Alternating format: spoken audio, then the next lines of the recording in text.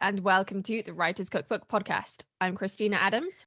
And I'm Ellie Betts. And we're here serving you with your weekly slice of writing advice.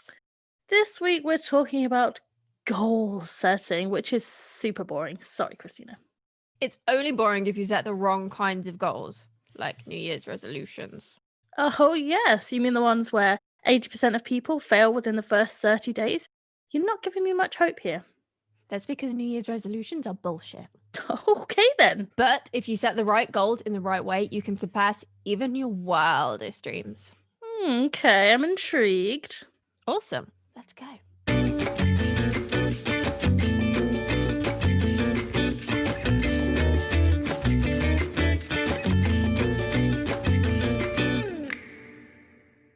So, goal setting. Tell me more about how it can make us better writers.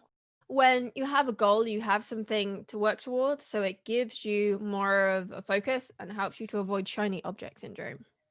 Okay, and for anyone that doesn't know, what is shiny object syndrome? So it basically means when you get distracted by new stuff all the time, so you never actually finish anything. And it's a big problem for people who tend to have loads and loads and loads and loads and loads and loads and loads of ideas. I take it by the sounds of it then either it's something you've had to deal with yourself. Oh, totally. It was an issue I had for so many years, I can't even tell you. And when I decided to commit to what happens in New York, I almost had to put like creative blinkers on. Okay, that's an interesting idea. Was it really as simple as just forcing yourself to put those on? Yes and no. It's one of those things you have to really, really want it for it to actually work. But I found that with them on, my ideas are of a much higher quality because I'm much more critical of them. When I was working on the What Happens in series, I didn't really have a new idea that wasn't related to that universe for a good 3 or 4 years, maybe even longer. That is a long time. How many would you say on average you had before that? I would say story-wise, maybe a couple of months. That's short stories, novellas, and novels. And I also wrote poetry as well. So needless to say, I didn't finish very much.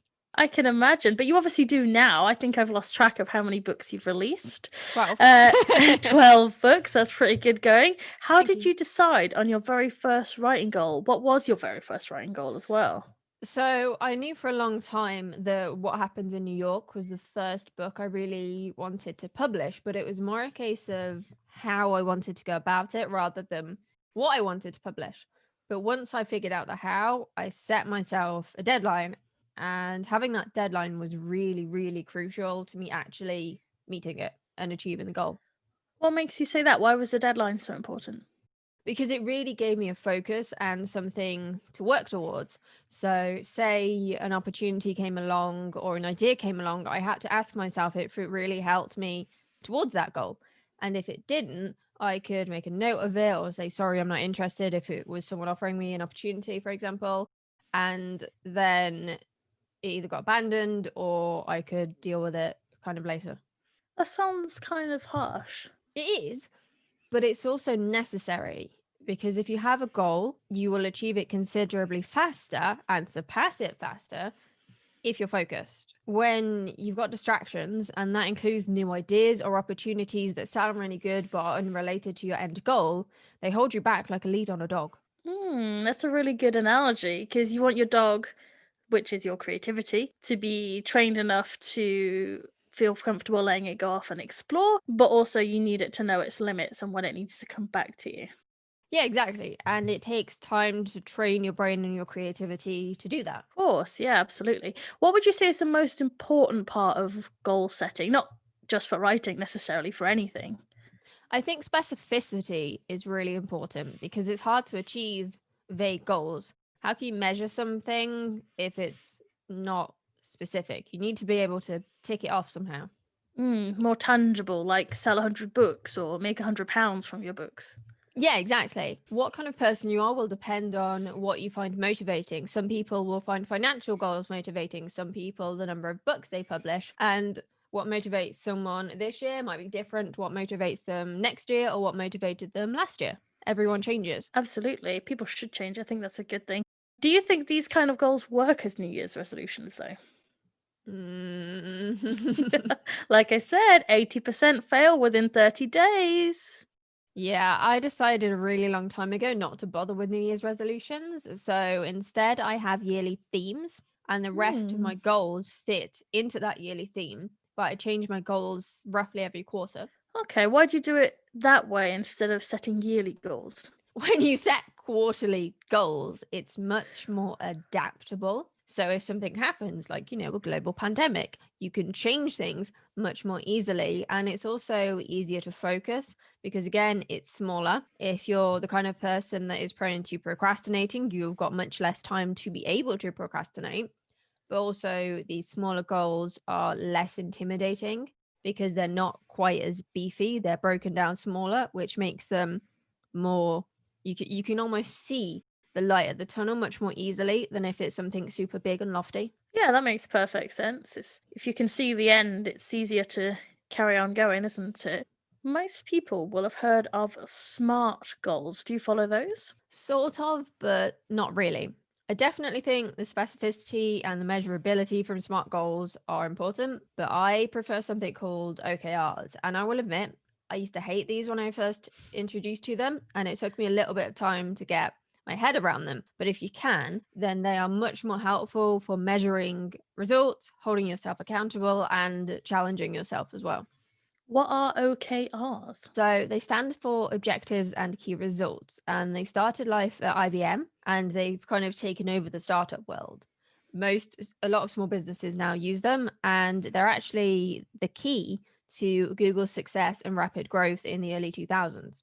So they made a huge difference to one of the biggest companies in the world, and I believe they still use them 20 odd years later. The idea with them is you've got one big goal that you want to achieve, and that's your objective. And then your key results are how you measure if you're on track to achieve them or not. I see. So the key thing there, I guess, is being able to measure your results somehow. Yeah. So if your goal is to get 100 downloads of your book, that is your objective. Your key result could be to run 3 Facebook ads or get so many clicks from a Facebook ad. You could take part in 5 newsletter swaps and get 500 people from those newsletter swaps. You could publish the next book in the series to cross promote your book. I see. Yeah, I'm with you.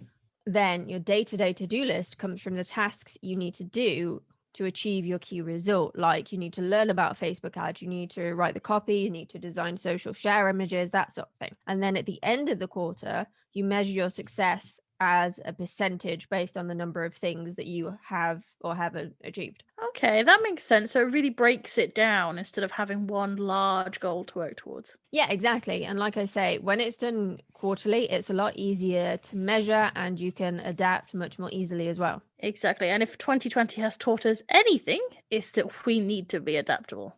Definitely. How do you decide what your goal should be, though? That's when you really need to think longer term. So, what do you want to achieve with your writing? What matters the most? My focus is usually on how much I publish and my relationship with readers, for example. And these help me to achieve my financial goals, and I enjoy talking to readers as well. Okay, and what do you do when you reach your goal? Eat cookie dough ice cream. Perfect. You need to reward yourself when you succeed, even if it's just a small win, like hitting your word count, because then you'll learn to associate what you've achieved with the warm, fuzzy feeling you get from that thing that you love. So eventually, you'll train your brain to crave doing that thing without the reward. That makes sense. But also, controversially, say we should reward ourselves for our failures as well, right? Yeah, exactly. Because at the end of the day, you tried, and most people don't even bother with that. So if you have tried and failed, when you kick yourself, you're dragging out the pain of that failure. So then you're less likely to try in the future. So instead, think about what you've learned, what you could do differently next time, then go eat that ice cream. Ice cream or whatever else your reward may be. I'm a big fan of gaming as a reward. Nice. I think the ultimate thing is that it's about training your brain to focus more and rewarding it for getting shit done, because that is one of the hardest things, particularly for writers, is to get over that procrastination. Absolutely. And I take it that that's how you managed to publish 6 books in a year.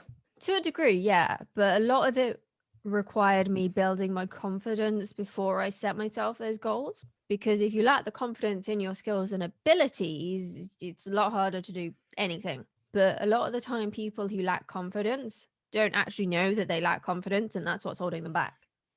Really? What makes you say that? Because it manifests differently for everyone. Procrastination is a prime example. I remember when I was growing up, my friends almost used to use their ability to procrastinate as like a badge of honor, something they should be proud of. But procrastination is really just an excuse to run from problems and things that you don't want to deal with. It's just fear showing itself in a different way, the same as anxiety, depression, and sometimes even physical pain. I know that my chronic pain gets worse when I'm anxious about something because my body is trying to protect me and stop me from doing that thing that I'm afraid of. And the only way you can get past that is to face the thing that you're afraid of. So your pain might get worse for a little bit, emotionally or physically, but because you've, essentially been into battle, you fought yourself, right? But when you come out the other side, it is the most incredible feeling because it's just like a sense of freedom, both in your joints if they're really tight and mentally if you've been holding on to a lot of emotional pain. It sounds like you've got a lot of experience with this. Is that why you set up the creative confidence class? Yeah, it teaches how to get over what's holding you back using some of the techniques that helped me. So instead of running away from whatever is holding you back, it teaches us to face things head on. That sounds quite challenging. It is, but I truly think that it is the key to success. And if more writers faced their emotional roadblocks, they would be much more successful. I see where you're coming from. Where can people find out more about this? So they can check it out at writerscookbook.com/creative confidence class. That's all one word. And I will make sure that we include a link in the show notes for you as well. Yeah, absolutely. I mean, I've seen the impact some of these activities in there can have on people, and I do genuinely highly recommend them. I know one member of our community in particular faced the negativity that was bothering her, that was really holding her back, and it helped her bring her character to life in the end. It really did. Yeah, it's really surprising what you can discover by doing some of these activities. Fantastic. So, to sum up, goals that you set yourself should be specific, measurable, short, and rewarded, even if you do fail. Yeah, and if you're struggling to decide on what yours are, think about the bigger picture. Think about kind of almost lifetime picture. What would you like to look back on your life and say that you've achieved? What are you filled with desire to do right now? And do you think you can maintain that desire for the next quarter? Because that is really key because you will hit moments when you're like, I don't want to do this. I'm going to go play Planet Coaster. If you're, having a day or whatever to play your favorite game for a little bit is fine. But if you're using that as a way to avoid writing, then you're not driven enough to work on that project. Yeah, that makes sense. I like the idea of wanting to do it, but analyzing if you want it enough to stay motivated. Yeah, I really truly think staying motivated is the hardest part, and that's why a lot of people have unfinished books. Heck, that's why I didn't finish about 50 ideas in about 10 years. I can imagine. Yeah. So if you can work out if you can stay motivated before you start, then you're already setting yourself up for success. I like this idea. How can we do that though? Think about how much you want to tell this story, this one in particular. How much work are you willing to put in? Because it'll probably be more work than you think it will be and more work than you want it to be. Ellie I'm nodding nodding along. aggressively for anyone who's not watching the video. Speaking from experience with Alex Warrington. Definitely from experience, but I'm loving every second of it, I promise you. And that's what matters, Another thing to ask yourself is, do you give up too easily? Because if you are from that camp, then maybe you need an accountability buddy, or maybe you need a different idea that you're more driven to work on, or maybe you just need a good old kick up the arse. Most importantly, you need to work through as much as you can that is likely to get in your way before you start, either before you start working on the idea or before you sit down for that particular writing session, because different things will get in your way all the time. And once you have done that, you are much better prepared, you will find it much easier to concentrate, and you'll be able to achieve your goals much faster.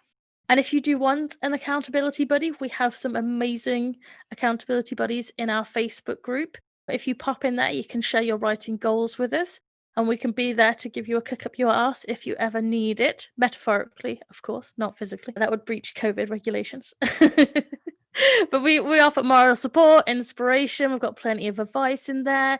If you go to writerscookbook.com/Facebook group, it'll take you straight there. Easy as that. We can't wait to see you in there and what your writing goals are for this quarter. Take care, See you stay later. safe, and we'll see you next time. Bye. Bye.